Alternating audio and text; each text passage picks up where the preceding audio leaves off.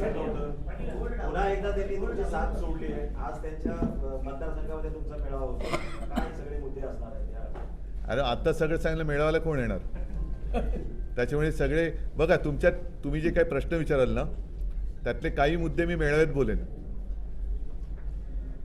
काही मुद्दे मी मेळाव्यात बोलेन. साहजिकच आहे, हा तुमचा प्रश्न आहे, ह्याचं उत्तर मी केवळ तुम्हाला नाही तर तुमच्या माध्यमातून इथल्या आणि महाराष्ट्रातल्या जनतेला देणार आहे. मेळाव्यामध्ये देतो त्याचं उत्तर.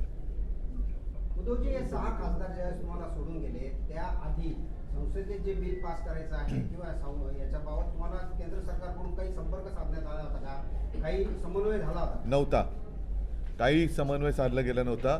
आणि आमचं म्हणणं आज देखील हेच आहे की कोणतंही विधेयक आणताना आम्ही विरोधी पक्ष खरं विरोधी पक्ष हा शब्द खोडला पाहिजे. आम्ही सुद्धा जनतेचे प्रतिनिधी आहोत. कोणे एकेकाळी आम्ही सुद्धा तुमच्यासोबत होतो तेव्हा आम्ही देखील सत्ताधारी होतो आणि जनतेचे प्रश्न मांडण्याचा अधिकार हा जनतेने आम्हाला दिलेला आहे, घटनेने आम्हाला दिलेला आहे. कोणतेही विधेयक आणण्यापूर्वी तुम्ही जरा एका सभागृह म्हणजे लोकसभेचं नाही, ते फार मोठं आहे, पक्षनेत्यांना बोलवा, पक्षाच्या संसदीय गटाच्या नेत्यांना बोलवा, तुम्ही समजून सांगा, आमच्या काही सूचना असतील, आमचे काही आक्षेप असतील त्याचा विचार करून. कारण शेवटी तुम्ही सत्तेत आज आहात, उद्या आम्ही असू, तेव्हा तुम्ही विरोधी पक्षात असाल, कदाचित आणखीन काही असेल, तर तेव्हा आपल्या सगळ्यांसमोर देशहित हे महत्त्वाचं असलं पाहिजे. आणि त्याच्यामध्ये काही आक्षेप असतील, काही सूचना असतील, काही सुधारणा करायच्या असतील, करा ना. त्याला जोडून एक प्रश्न आहे, जसं शरद पवारांनी मोदी शहा त्यांच्याशी एक चांगले संबंध ठेवले, तसं तुम्हाला वाटतं की एक चांगले संबंध असावे? काय त्यांना जे जमतं ते सगळंच मला जमतं असं नाही.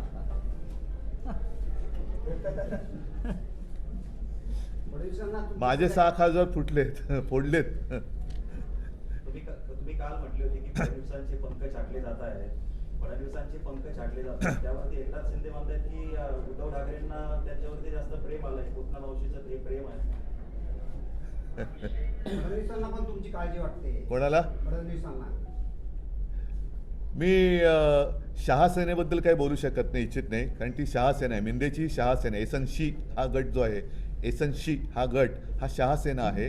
त्याच्यामुळे गद्दार सरदाराबद्दल मी काय बोलू शकत नाही, बोलू इच्छित नाही, कारण बोलण्याच्या ते लायकीचे नाही आहेत.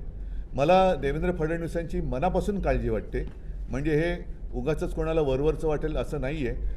एखादा महाराष्ट्रातला माणूस पंतप्रधान पदाचं स्वप्न पाहत असेल तर त्याच्यामध्ये गैर काही नाही आहे. मागे मी आपल्याला उदाहरण दिलं होतं की नितीन गडकरींचं नाव तसं घेतलं जात होतं. आता देवेंद्र फडणवीस एक चांगला चेहरा म्हणून सगळ्यांसमोर दिसतो आहे. नितीन गडकरींना संघाचाही पाठिंबा होता, मात्र त्यावेळेला त्यांना कारण नसताना सगळं बदनाम करण्यात आलं. आत्तासुद्धा मला असं वाटतं की देवेंद्र फडणवीसांना संघाचा पाठिंबा आहे असं माझ्या कानावर आलं. आणि असा पाठिंबा, संघाचा पाठिंबा असलेला माणूस त्या रेसमध्ये येऊच नये म्हणून हे सगळं कारस्थान चालले की काय. आणि त्याच्यामध्ये शहासेना आणि एसनशी काम करतात की काय, की त्यांची सुपारी घेऊन, कारण त्यांना ती सवय असेल कदाचित, तर ती एक शक्यता नाकारता येत नाही.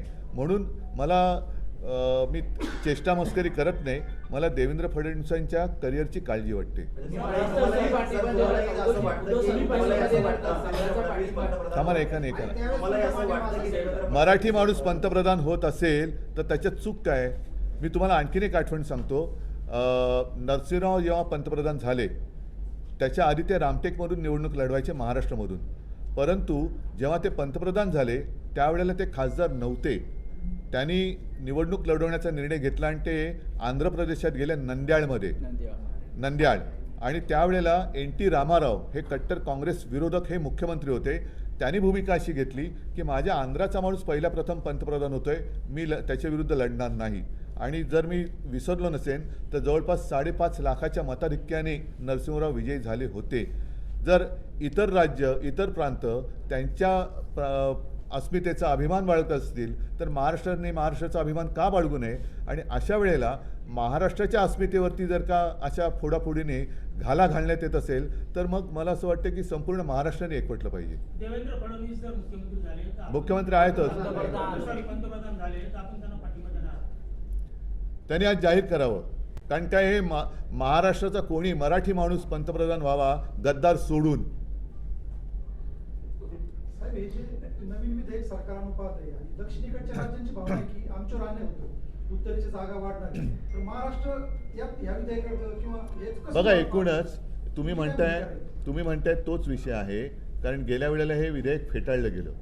भारतीय जनता पक्षाकडे 2/3 बहुमत नाही आहे, पण जेवढे खासदार त्यांच्याकडे आहेत त्यातले 2/3 खासदार हे इतर पक्षातनं घेतलेले आहेत. आलं लक्षात? आणि हे विधेयक मंजूर करायला 2/3 बहुमत लागतं. ते नाही आहे, म्हणून मग शिवसेना फोड, तृणमूल फोड, आणखीन काही फोड, आप फोड, हे सगळं फोडाफोडीचं राजकारण सुरू आहे. याबद्दलच मी असं म्हणतोय की नेमकं विधेयक तुम्ही त्याला महिला आरक्षणाचा मुलामा लावण्याची गरज नव्हती. महिला आरक्षण पाहिजेच, ते मी म्हणेन ह्या क्षणापासून व्हायला पाहिजे. आणि आत्ता पहिल्यांदा 550च्या आसपास जे काही खासदार आहेत त्याच्यामध्ये पहिलं महिला आरक्षण लागू करा आणि मग आपण 800, 850, उद्या 1500, 2000, 5000 खासदार होतील ते मग त्याची टक्केवारी तशी होईल. पण डिलिमिटेशन करताना तुम्ही जो काही एक क्रायटेरिया लावताय त्याच्याबद्दल देशातील सर्व प्रमुख पक्षाच्या नेत्याने एकत्र बोलून काय होणार आहे. कारण शेवटी हा विषय उत्तर आणि दक्षिण नाही आहे, संपूर्ण देशाचा विषय आहे. त्याच्यामुळे संपूर्ण देशाचं मत हे विचारात घेणं हे अत्यंत गरजेचं आहे. केवळ फोडाफोडी करून 2/3 झाले आणि उद्या समजा आपण म्हणताय की उत्तरेचं प्राबल्य राहील आणि उत्तरेच्या राज्याने असं म्हटलं की आम्हाला मग आता मोदीसुद्धा बाहेरचे आहेत, मोदीसुद्धा नको, मग काय कराल? तर त्याच्यासाठी जरा सगळ्यांनी विचार विनिमय नीट करायला पाहिजे आणि मग आपण निर्णय घेऊ ना. देशहिताचा जो निर्णय असेल त्याच्यासोबत आम्ही आणि सगळेच पक्ष राहणारच आहेत. उद्धवजी, आज दौऱ्याचा समारोप होतो आहे. 6 खासदार तुम्हाला सोडून गेले म्हणून आज दौरा तुम्ही काढला, आज समारोप व्हायचा आहे. मात्र ही जी पक्षाची स्थिती झाली आहे त्या काय स्थिती झाली? आज अनेक लोक सोडून गेले. अनेक लोक नाही गेलेले. तुम्ही दौरा कव्हर केला असतात. मला असं वाटतं की तुम्ही म्हणजे मी कुचेष्टेने म्हणत नाही आहे, तुम्ही स्थानिक पत्रकार आहात, पण जे माझ्यासोबत मुंबईवरून फिरतायत आणि तुमच्याच माध्यमातून जे काही चित्र राज्यभर देशभर गेलेले आहे, तुफान प्रतिसाद आहे. उलटं जे गेलेत त्यांच्या गद्दारीमुळे संतापलेले लोक पुन्हा नव्या एका त्वेषाने आणि जिद्दीने कार्यरत झालेले आहेत. काही त्यांना कंटाळून गेलेली लोक परत आलेली आहेत. काल काही जणांचा प्रवेश झाला, काही मला येऊन भेटले आणि मला म्हणाले की साहेब आम्ही यांना त्रासून गेलो होतो, आम्ही परत आता सक्रिय होतोय. त्याच्यामुळे पक्ष आणि शिवसेना दरवेळेला असा काही कोणी आघात करण्याचा प्रयत्न करतो त्यावेळेला अधिक जोमाने उसळून वरती येते. आणि तुम्ही बघितलं असाल की माझं सरकार पाडलं गद्दारी करून, 40 आमदार फोडलेले. त्याच्यानंतरच्या निवडणुकीत नवीन निशाणी जी 15 दिवस आधी फक्त मिळाली होती त्याच्यावरती आणि बाळासाहेबांचा चेहरा हा त्यांनी चोरला होता. त्याच्यामुळे थोडा संभ्रम झाला. कारण त्यांना मी असं म्हणेन, हा शब्द कदाचित कोणाला गैर वाटेल, पण बिनबापाचा पक्ष येतो, बिनबापाचा आहे. त्यांना बाप शोधावा लागतो, बाप बदलावा लागतो. एक दिल्ली, एक इकडे, एक तिकडे, असे त्यांना फोटो वेगळे वेगळे वापरावे लागतात. मी माझ्या वडिलांच्या फोटोच्या आधारावरती नवीन निशाणी घेऊन निवडणूक लढवली आणि 9 खासदार शिवसेनेचे निवडून आले होते. मागील 2 दिवसांपासून तुम्ही ऑपरेशन देवेंद्र म्हणताय, तुम्ही आता सुद्धा म्हणताय त्यांनी जाहीर करावं किंवा त्यांनी मत मांडावं की ते पंतप्रधान पदासाठी तयारी करत आहेत. आता जर का त्यांनी मांडलं की त्यांना तयारी करतायत तर मग तर राहतील का ते पक्षात? त्याच्यामुळे हाच तर धोका आहे, हाच तर धोका आहे. त्यांनी जाहीर करणं म्हणजे आत्ता जाहीर करणं म्हणजे त्यांनी आत्मघात करणं आहे. 2028 किंवा 29ला ते जाहीर करतील. मग त्यावेळेला प्रश्न विचार, त्यावेळेला याचं उत्तर देईन ना मी. पण उद्धव ठाकरे तेव्हा पाठिंबा देतील का? मी 2028, 2029ला ते जेव्हा जाहीर करतील तेव्हा मी उत्तर देईन. पण महाराष्ट्राचा माणूस पंतप्रधानपदी जर बसणार असेल तर शिवसेना सोबत का नको राहिला? पण महाराष्ट्राचं म्हणून म्हटलं की गद्दार नाही. तुम्ही म्हणताय की त्यांची मुख्यमंत्री पदाची सुद्धा पुढची धोक्यात येऊ शकते. कारण तुम्ही बघितलं असाल की मी तुम्हाला उदाहरणासकट सांगतोय.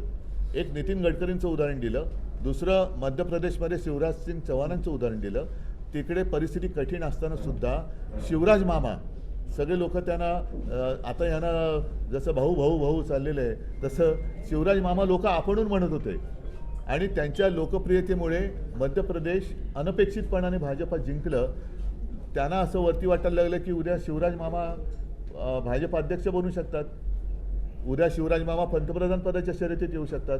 त्याच्यामुळे त्यानं वरती घेतलं आणि आज शिवराज सिंगचं नावही नाही आहे. थोडापुढे यशस्वी होणारे एकनाथ शिंदे पुन्हा एकदा मुख्यमंत्री होतील असं तुम्हाला म्हणजे म्हणायचं आहे त्या सगळ्यामध्ये? हा भाजपला धोका आहे आणि आता संघाने ठरवायला पाहिजे की पूर्वी असं जे मानलं जात होतं की संघ ठरवेल तो भाजपचा मुख्यमंत्री किंवा पंतप्रधान होतो. आता संघाची तेवढी पकड ही त्यांच्यावर राहिली की नाही हे महत्त्वाचं आहे. आणि हे फोडाफोडीचं आणि गद्दारीचं राजकारण संघाला मान्य आहे का, हा सुद्धा संघासमोर आणि संघाच्या कार्यकर्त्यांसमोर एक प्रश्न आहे जो कोणी बोलत नाही. देवेंद्र फडणवीस विमान प्रवासामध्ये पूर्ण मला हातबल दिसले, परंतु मुख्यमंत्री असं म्हणतायत की ते एका कोपऱ्यात होते, मी एका कोपऱ्यात होतो. हाच प्रॉब्लेम झालाय. कुठे?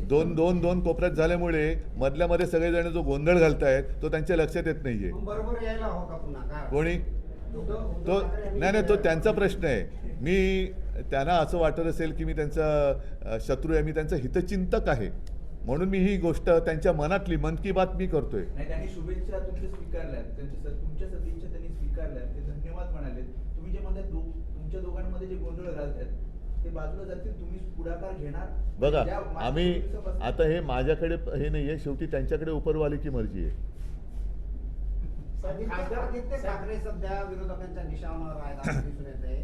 काय कारण असू शकतं, काय ह्याचं कारण असं आहे की ठाकरे कुटुंबाला एक परंपरा आहे. मी मागे माझ्या वर्धापन दिनाच्या निमित्ताने सांगितलं होतं, आमच्या 5-6 पिढ्या या जनतेसमोर आहेत.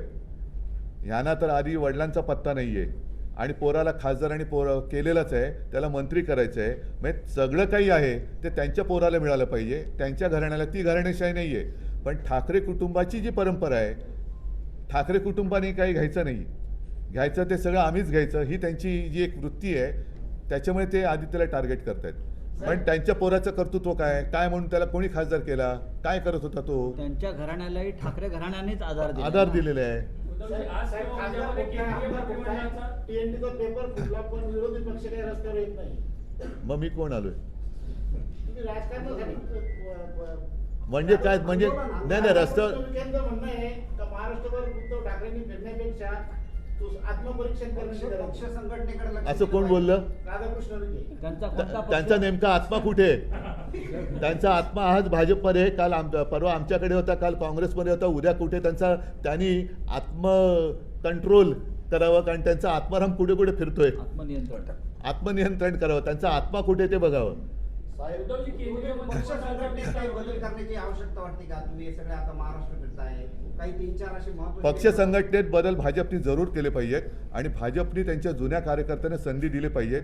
उपऱ्यांना, गद्दारांना डोक्यावर जे आत्तापर्यंत भाजप उभे करण्यासाठी राबले, त्यांनी घरादारावरती निखारे ठेवले, असे भाजपचे कार्यकर्ते आज उपऱ्यांच्या चटया उचलत आहेत. त्याच्यामुळे भाजपनी पक्ष बांधणी, पुनर्बांधणी केली पाहिजे असं माझं ठाम मत आहे. उद्धवजी, केंद्रीय मंत्रिमंडळाचा विस्तार होईल अशी केंद्रीय मंत्रिमंडळाचा विस्तार होईल अशी या काही नाही, म्हणून श्रीकांत शिंदे यांना मी तेच बोललो ना की लायकी नसलं तरी आपलं कार्ट मंत्री झालं पाहिजे, ही शहा सेनेच्या प्रमुखाची इच्छा आहे.